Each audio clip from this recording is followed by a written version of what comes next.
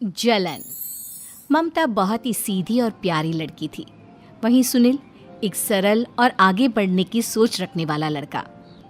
सुनील, बेटा सुनील कहाँ है? अरे ज़रा एक गिलास पानी तो दे दो। हाँ माँ, अभी आया। क्या माँ, पानी तेरे सर के पास ही तो रखा है, क्या हो गया है? तबीयत खराब है क्या?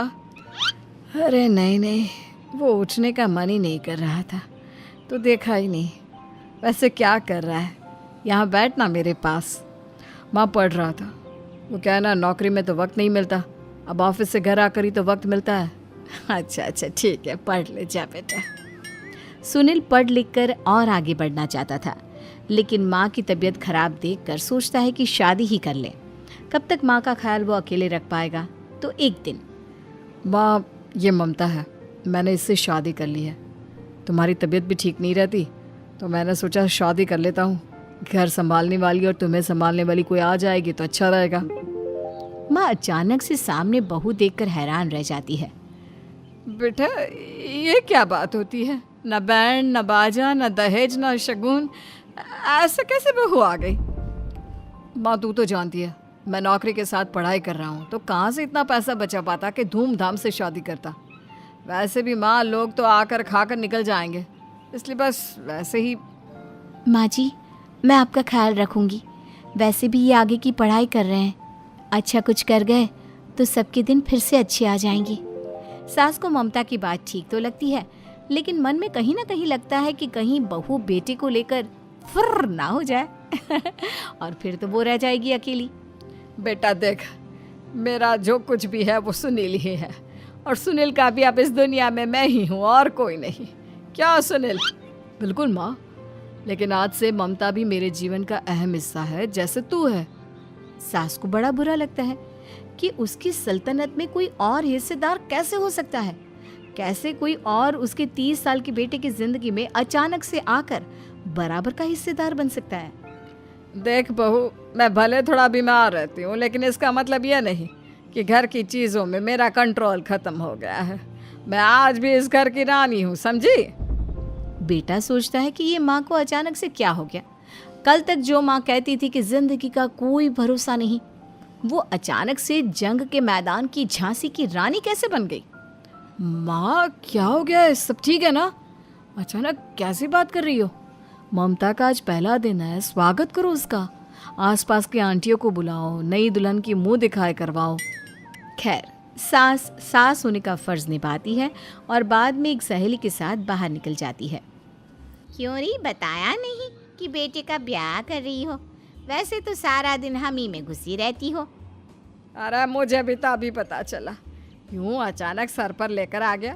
कहता है बहू है माँ तुम्हारी, अब इसको भी इतना ही मैं प्यार करता हूँ जितना तुझे करता हूँ। लो जी, ये क्या बात होगी? क्यों इतना प्यार करता है? अरे माँ का प्यार तो ज़्यादा होता है।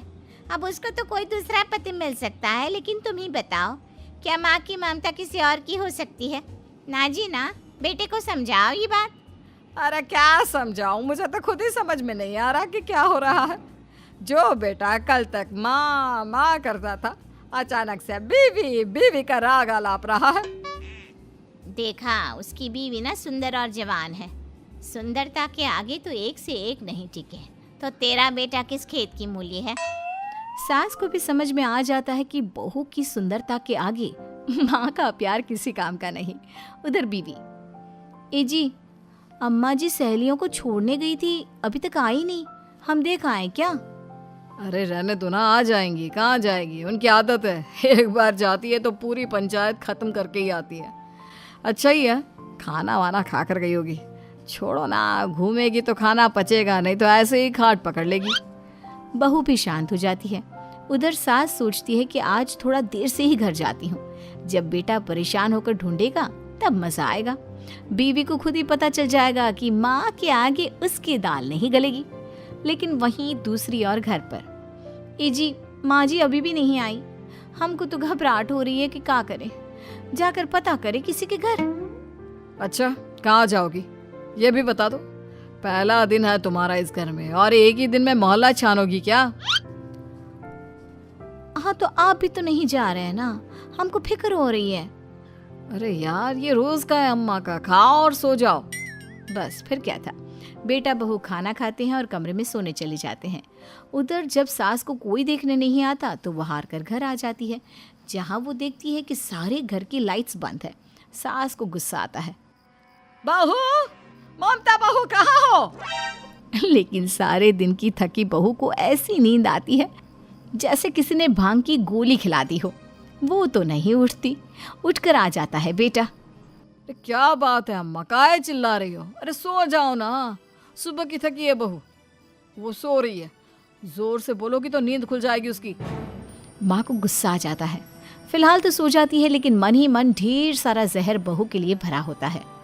सुबह बहू चाय बना रही होती है कि सास धीरे से गैस तेज कर देती है, जिससे चाय का बर्तन जल जाता है। और जैसे ही बहू चाय का बर्तन उठाती है उसका हाथ जल जाता है। मेरा हाथ जल गया। वो जोर जोर से चिल्लाकर इधर उधर भागती है कि सास थोड़ी देर में उसके हाथ में पानी डाल देती है। हाय रे बहू, क्या कर रही हो? पहली बार रसोई छुई हो क्या? सासू माँ गलती से गैस तेज रह गई थी और बर्तन जल गया, जिससे मेरा हाथ जल गया। हाय रे, कितना गंदा दाग। छी छी छी छी, मुझे तो उल्टी आ रही है तेरा गला हुआ मांस देखकर। तू ना मुझे अभी साथ से खाना मत लगाना। बहू भी खुद का हाथ देखती है तो उसे भी रोना आ जाता है। कुछ दिनों के बाद सास की सहेली आती है। बहू चाय बनाकर लाती है। उसके जाने के बाद सहेली कहती है, बहू की सुंदरता ऐसी है कि कोई भी दीवाना हो जाए। वैसे तेरे बेटे का क्या हाल है? अरे वैसा ही है, बहू के पीछे लट्टू। क्या करूं, कुछ समझ में नहीं आ रहा। मैंने तो बहू के चेहरे पर दिवाली के पटाखे की चक्री फेंक दी, उसका पूरा चेहरा जल गया। अब देखो ना रही सुंदरता, और ना ही अब मेरा बेटा उसे पूछता है। अरे अब तो वो उसे छोड़कर दूसरी भी देखने को बोल गया है मुझे। बहू सारी बात सुन रही होती है।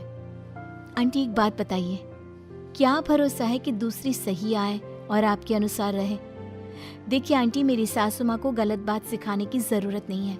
हमारा परिवार साथ में खुशी से रह रहा है। देख बहू, मेरी सहेली की बेइज्जती ना कर, वही अच्छा रहेगा तेरे लिए, समझी? बहू नहीं मानती है। वो बार बार उनकी सहेली को घर से निकल जाने को कहती है। तभी सास की सहेली पास के चूल्हे से लकड़ी लाकर बहू के चेहरे पर लगा देती है। बहू जोर जोर से रोने लगती है। अरे ये क्या कर दिया? मैंने कहाँ किया, ये तो तूने किया। तू ही नहीं चाहती थी कि बहू बेटे के साथ रहे, भला मैं क्यों करूँगी? मैं तो चली, निपटो अब। बहू रो रही होती है, दर्द से चिल्ला रही होती है, लेकिन सास उसे डॉक्टर के पास नहीं ले जाती। तभी पति आता है। क्या हो गया ममता? ये दाग कैसे लगा? तुम कैसे जली? ममता कुछ नहीं कहती, बस दर्द से करा रही होती है। पति माँ की तरफ देखता है। हो ना हो माँ, ये पक्का आपका काम है। आप ही ममता से जला करती थी ना। देखना माँ, अब पुलिस आएगी, केस बनेगा, लेकिन पहले मैं ममता को अस्पताल लेकर जा रहा हूँ। सभी अस्पताल जाते हैं, जहाँ डॉक्टर ममता की सास से कहते हैं, आपने तो नहीं जलाया ना बहू को? अब ममता की सास के तो पसीने छूट रहे होते हैं। वो घबरा कर कहती है, ना ना डॉक्टर साहब, कैसी बात करते हैं? हम क्या जलाएंगे अपनी बहू को? डॉक्टर ममता के पति से पूछते हैं। देखिए, क्योंकि ये ससुराल में जली है तो मामला पुलिस का बनता है, तो आप पहले पुलिस को बुलाइए, तभी इलाज पूरा होगा। सास डर जाती है कि अब तो बच्ची जिंदगी जेल में ही रहना होगा। रहने दीजिए ना, पुलिस को क्यों बुलाना? सारी हंसी खत्म हो जाएगी जब पुलिस के डंडे पड़ेंगे। बहू को जलाना भले ही बहुत आसान हो, लेकिन उसके बाद सारी जिंदगी जेल की हवा खाना। सास डर जाती है। पुलिस आती है। पास लेटी दर्द से करा रही ममता स्टेटमेंट देती है।